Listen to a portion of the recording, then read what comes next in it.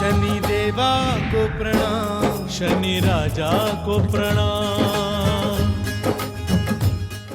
शनि साधिका दीदी जी द्वारा 2001 में N2 सिडको के इस विशाल शनि मंदिर की स्थापना हुई है, जहां भारत के सभी क्षेत्रों से पहुंचने वाले असंख्य व्यक्ति ज्योतिष मार्गदर्शन का और शनि शांति उपाय अनुष्ठान का लाभ उठा रहे हैं। 2005 में 4 एकड़ की भूमि में दीदी जी द्वारा श्री शनि आश्रम चिकलठाना औरंगाबाद की स्थापना हुई, जहां प्रतिवर्ष जनवरी में शनि साधना, शनि चिकित्सा शिविर में असंख्य व्यक्ति भाग लेते हैं।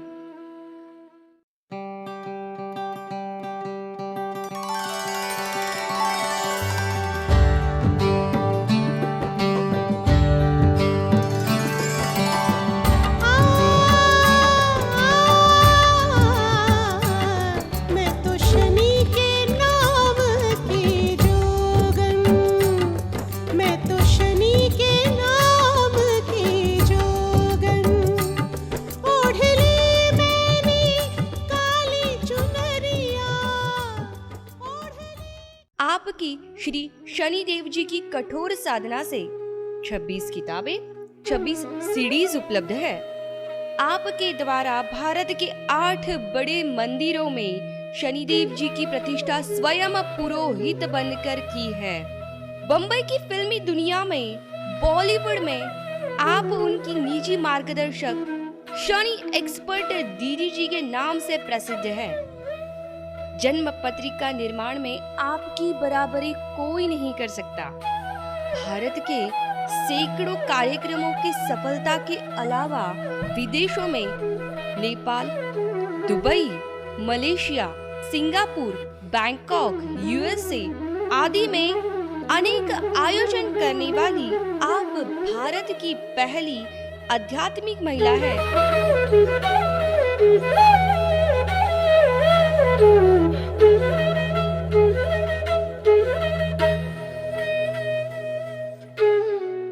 जय शनिदेव। दर्शकों, हमारी ज्ञान चर्चा में आज सुभारती संवाद में हम शुक्र देवता के ऊपर चर्चा करेंगे। पिछले दिनों आपने सूर्य देवता के बारे में बहुत विस्तृत ज्ञान पाया, चंद्रमा देवता के बारे में पाया, मंगल देवता के बारे में पाया, बुध देवता के बारे में भी बहुत नॉलेज हासिल की, गुरु बृहस्पति देवता के संबंध में बहुत सारे उपाय सीखे और उनके दोषों का निवारण किया। आज हम शुक्र देवता की चर्चा करेंगे। आज हम शुक्र से संबंधित वनस्पति, शुक्र से संबंधित नक्षत्र, उनसे संबंधित दोष उपायों की चर्चा करेंगे और जिनको भी शुक्र दोष है, शुक्र पीड़ा है, उसका निवारण करेंगे। इसके साथ साथ हम लेंगे उन प्रश्नों को, उन पत्रों को, उन समस्या के समाधानों को जो पिछले दिनों हमें यहाँ प्राप्त हुए हैं, लोगों के ईमेल या फ़ोन के माध्यम से, जिससे बहुत सारे उन लोगों की भी समस्या का समाधान होगा जो लोग उससे संबंधित समस्या के बारे में सोच रहे हैं और तमाम लोगों को इसका लाभ मिल सके, यही हमारा उद्देश्य है। शुक्र देवता शुक्रवार के दिन के स्वामी हैं।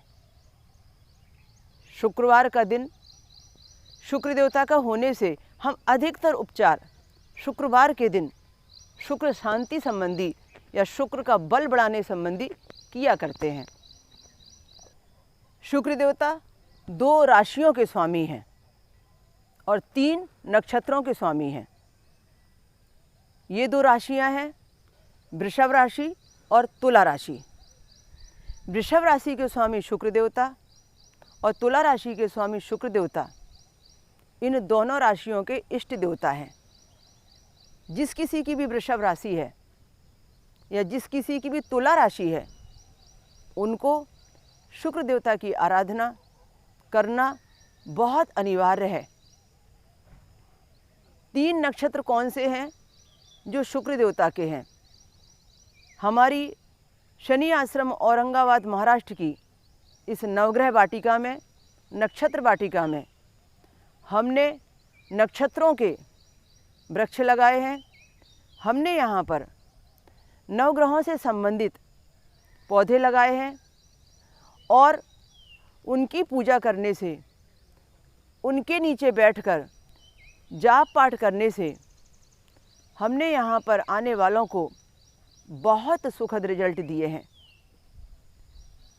हमको जो भी शुक्र से संबंधित वनस्पतियाँ होती हैं उनको कैसे उपयोग में लाना चाहिए, आज इससे भी हम कुछ चर्चा करेंगे। शुक्र देवता जो 3 नक्षत्र के स्वामी हैं, पहला नक्षत्र है भरणी नक्षत्र। जिस किसी का भी जन्म भरणी नक्षत्र में होता है, जन्मते ही 20 वर्ष वाली शुक्र की महादशा उसे मिलती है। शुक्र का दूसरा नक्षत्र है पूर्वाषाढ़ा नक्षत्र।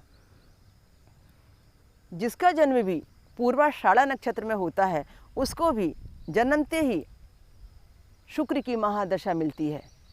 शुक्र के 3 नक्षत्रों में तीसरा नक्षत्र है पूर्वा फाल्गुनी नक्षत्र।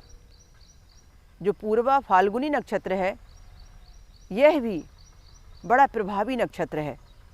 इसमें भी जन्म लेने वाले व्यक्ति को जन्मते ही 20 वर्ष की शुक्र की महादशा का भोग फल मिलता है। यह जरूरी नहीं है कि वह पूरा 20 वर्ष जन्म के बाद उसे शुक्र की महादशा में रिजल्ट मिलेगा, क्योंकि यह तो निर्भर करता है कि कितनी दशा उसने माँ के गर्भ में भोगी है, माँ के गर्भ में आने के पहले भोगी है, और कितनी भोग दशा वह जातक लेकर आया है। शुक्र देवता से संबंधित जो वृक्ष है, वनस्पति है, वह गूलर की है। गूलर का पौधा, गूलर का पेड़। गूलर का जो पेड़ है, जो गूलर की वनस्पति है, वो शुक्र देवता की होने के कारण जब भी कभी हमें शुक्र से संबंधित उपचार करने होते हैं तो हम इसकी छोटी छोटी सी डंडियों को, इसकी जड़ों को इस्तेमाल करते हैं। जब कभी भी किसी की भी जन्म पत्रिका में शुक्र देवता 6 नंबर की कन्या राशि पर लिखे जाते हैं, तब 6 नंबर की कन्या राशि पर वह शुक्र देवता हमेशा नीच के हो जाया करते हैं। 6 नंबर की कन्या राशि पर जहाँ बुध उच्च के होते हैं, उसी स्थान पर शुक्र देवता नीच के हो जाते हैं। तब ऐसी स्थिति में हमें शुक्र बल बढ़ाने की आवश्यकता होती है। किसी की जन्म पत्रिका में शुक्र और राहु की युति बनी होती है, शुक्र और केतु की युति बनी होती है, तब भी हमें शुक्र बल बढ़ाने की आवश्यकता है, क्योंकि शुक्र को ग्रहण लगा होता है। क्यों? क्योंकि शुक्र हमें ऐश्वर्य देते हैं, सौंदर्य देते हैं, कला देते हैं। शुक्र हमें वह समृद्धि देते हैं जिसे हम लग्जरी लाइफ कहते हैं। शुक्र से संबंधित हम अपने आप में एक वो चीज़ पाते हैं, शक्तियाँ पाते हैं, जिसको पाने के बाद में हम बहुत संपन्न और बहुत वीआईपी कैटेगरी में आ जाते हैं। शुक्र से संबंधित जितनी भी सुख सुविधाएं, खान पान की वस्तुएं और ऐश्वर्य हैं, वो उनको ज़्यादा मिलती हैं जिनका शुक्र बल खूब मजबूत होता है। शुक्र की डिग्रियां यदि बाल्यावस्था की हैं, तब भी हमें शुक्र बल बढ़ाने की आवश्यकता लगती है।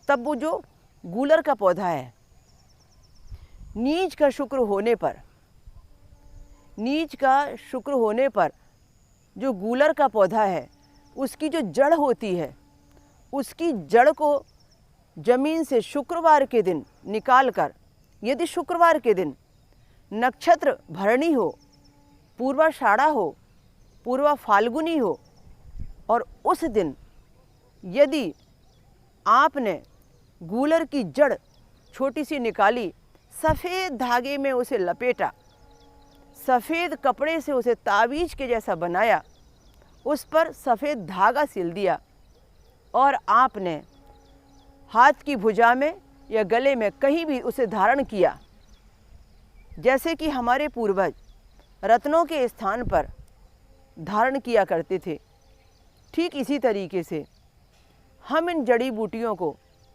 धारण करते हैं तो रत्नों के जैसा प्रभाव हमें प्राप्त होता है। तब जिनको भी शुक्र से संबंधित अच्छे रिजल्ट की आवश्यकता होती है, वे ये उपाय किया करते हैं।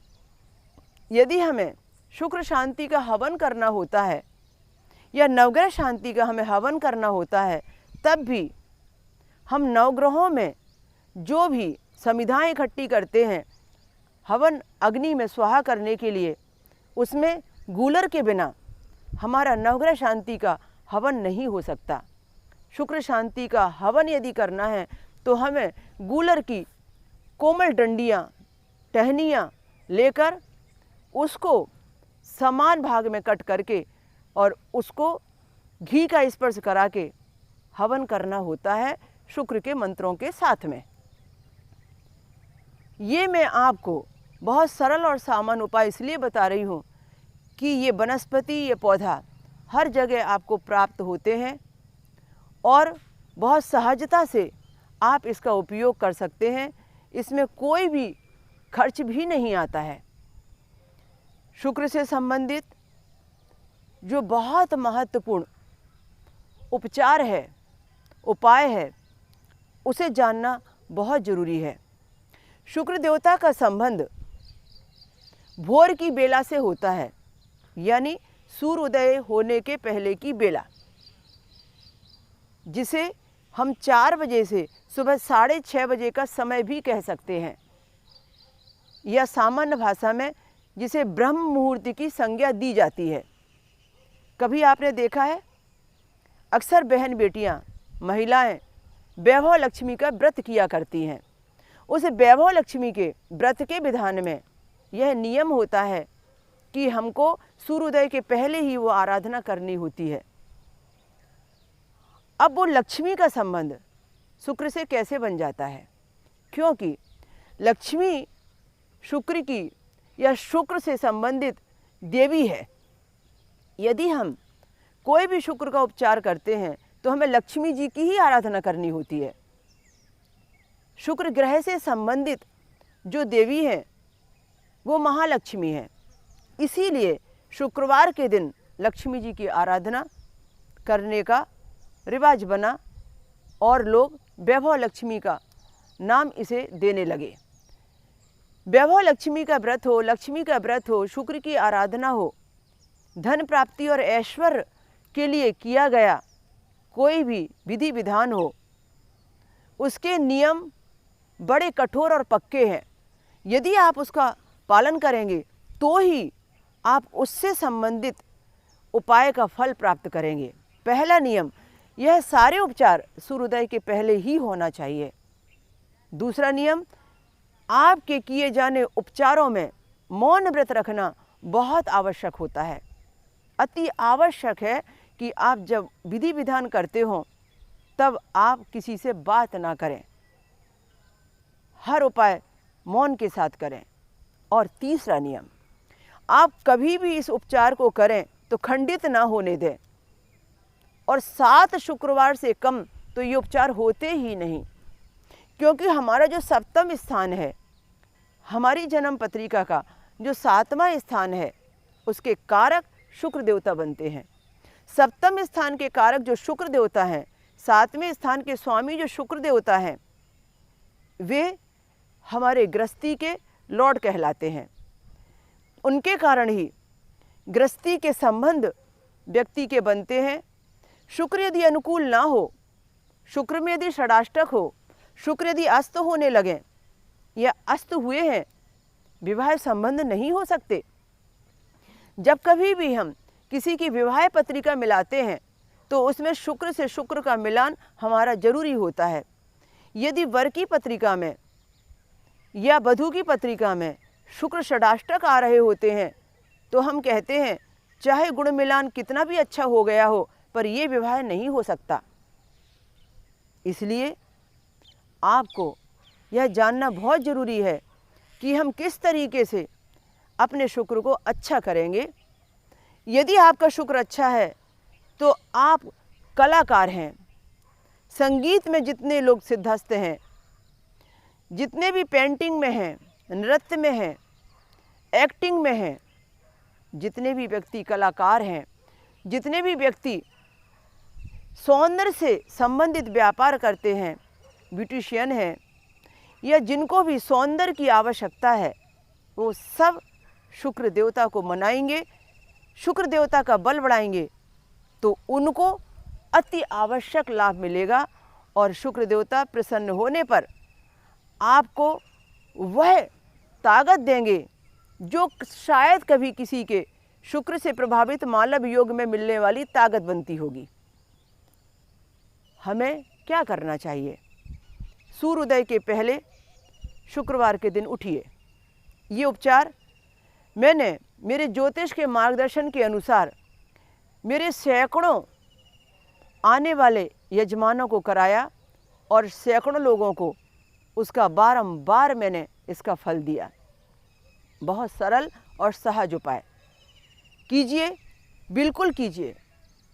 और हमारे यहाँ यह पता नहीं क्यों एक बेवजह का अंधविश्वास है कि शुक्र का उपाय सिर्फ औरतें ही करें, लड़कियां ही करें।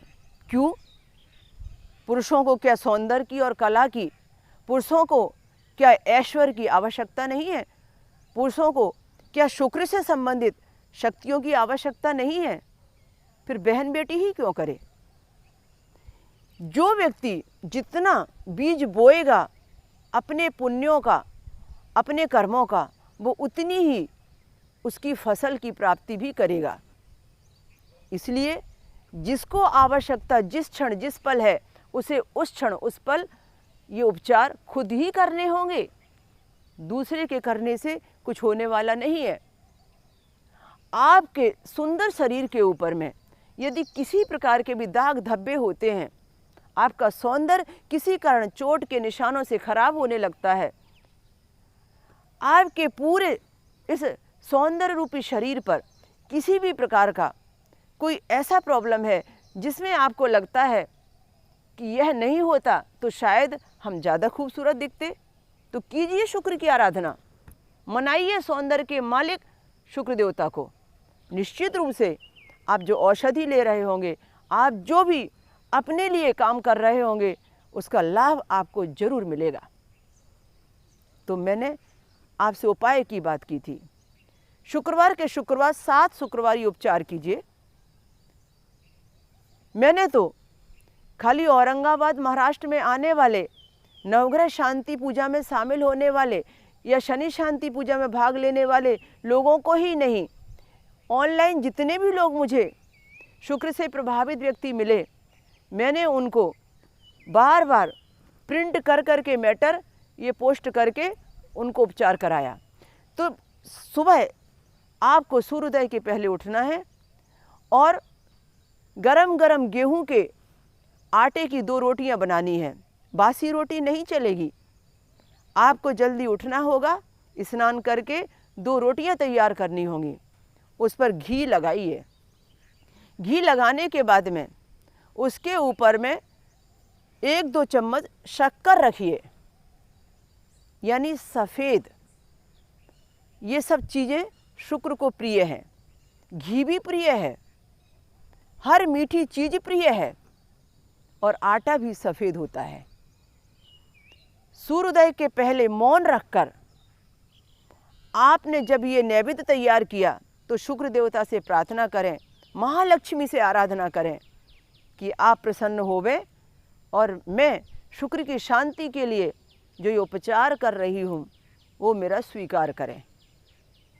पुरुषों को, भाइयों को यदि करने की आवश्यकता हो तो बहनें जल्दी उठकर उनका सहयोग करें और उन्हें ये उपचार करने के लिए कहें।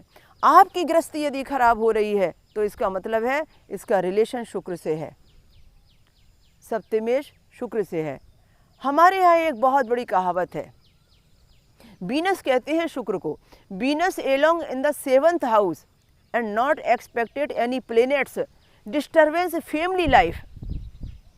हमारी फैमिली लाइफ तब डिस्टर्ब हो जाती है जब शुक्र देवता सप्तम स्थान पर खुद स्वग्रही होकर विराजमान होते हैं और दिया तले अंधेरा का सिद्धांत बनाते हैं। उस समय भी इसी उपचार को करने से गृहस्थी बचती है, गृहस्थी टूटने से बचती है। पर करेगा कौन? वही जो तकलीफ में है, जिसे परेशानी है, उपचार भी वही करेगा। तो आपको सूर्योदय के पहले उठना है, 2 गरम रोटियों के ऊपर घी लगाकर शक्कर रखना है, महालक्ष्मी से और शुक्र देवता से आराधना करनी है और उसके बाद में मौन व्रत धारण करके कहीं जाकर गाय को ये रोटियां खिलानी हैं। गौ माता को रोटियां खिलाते समय प्रार्थना करनी है कि अमुक अमुक दोष के निवारण के लिए जो 7 शुक्रवार को हमने ये करने का संकल्प लिया है वह हमारा सेवा भाव स्वीकार हो और 7 शुक्रवार में हमें इसका फल मिले। आप चमत्कार पाएंगे, आपको बड़ा आश्चर्य होगा। हमने तो सास बहू के झगड़े मिटाने के लिए, बेटी दामाद की सुलह कराने के लिए, बहू बेटे के रिलेशन अच्छे करने के लिए शुक्र देवता से संबंधित ये उपचार कराकर अपार खुशियाँ घरों में देखी हैं। तो आपको ये उपाय जरूर करना चाहिए। अरे मैं अपना एक संस्मरण आपको बताती हूँ। एक बहन आई, उन्होंने मुझसे कहा, कहीं हरियाणा में ये आयोजन चल रहे थे तो 7 दिन की शनि भागवत कथा थी, मुलाकात मेरी उनसे हुई। उन्होंने मुझसे कहा कि घर में बहुत झगड़े होते हैं, पिता के साथ में पुत्र के, बहू के साथ में बेटे के। मुझे घर की शांति के लिए कुछ उपाय बता दिए, घर की शांति के लिए उपाय बताइए। तो मैंने उनको ये उपचार दिया और ये कहा कि ऐसा ऐसा उपाय कीजिए और गाय को रोटी खिलाकर आइए। उन्होंने कहा कि बिल्कुल आपने जैसा कहा है हम वैसा ही करने वाले हैं। अब हुआ ये कि वो 2 शुक्रवार निकलने के बाद में मुझसे फ़ोन में बात करने लगी और कहने लगी, आपने कहा था कि घर की शांति के लिए ऐसा कीजिए और मैंने ऐसा ही किया। तो घर में आने के बाद में पता चला कि झगड़े ज़्यादा बढ़ गए। मैं रोटी खिलाकर आई तो खिलाकर आने के बाद में झगड़े ज़्यादा बढ़ गए। तो मैंने कहा, आपने गाय को खिलाई? बोले हाँ। सूर्योदय के पहले खिलाई? बोले हाँ। मैंने कहा, पर कुछ तो गड़बड़ कहीं पर हुआ है। तो बोले बात ये थी, असल में मैंने खिलाई तो गाय समझ के थी, पर बाद में जब वह खड़ी होने लगी तो पता चला वो गाय नहीं, वो बैल था। गाय को खिलाने गई थी पर बैठे से मुझे पता ही नहीं चला, पर मैं खिला चुकी थी। उसके बाद पता चला कि वो तो गाय नहीं, वो बैल था। तो मैंने कहा इसीलिए झगड़े का निमंत्रण का कार्य तो आपने ही किया। और याद रखिए, यदि हम गाय की रोटी बैल को खिलाएंगे तो जैसा व्यवहार बैल का है वैसा व्यवहार भी तो हम पाएंगे। इसीलिए गाय को सहज सरल सौम और गौ माता कहा जाता है। तो गलती ये हम ना कर बैठें कहीं, इतना हमें ख्याल जरूर रखना चाहिए। तो इस तरीके से आज हमने अपनी शुक्र चर्चा की। तो दर्शकों, हम हमेशा की तरह आगामी शनिवार को ठीक निश्चित समय पर आपसे फिर मिलेंगे और अब शनि महाराज जी की चर्चा करेंगे। शनि महाराज जी की जो चर्चा है वो अद्वितीय रहेगी, क्योंकि शनि शादिका होने के नाते पिछले 30 सालों का जो रिसर्च अद्वितीय और दुर्लभ रहा है उसका निचोड़ मैं आपको देने के लिए फिर आ रही हूँ। इसके पहले आप चाहें तो अधिक और ज़्यादा ज्ञान बढ़ाने के लिए, अपनी समस्याओं के समाधान के लिए श्री शनि आश्रम औरंगाबाद महाराष्ट्र के YouTube चैनल को या शनि शादिका विभा श्री दीदी जी वाले YouTube चैनल को, या फिर आप हमारी वेबसाइट को देखकर उसका लाभ उठा सकते हैं। बस इतना ही। जय शनिदेव।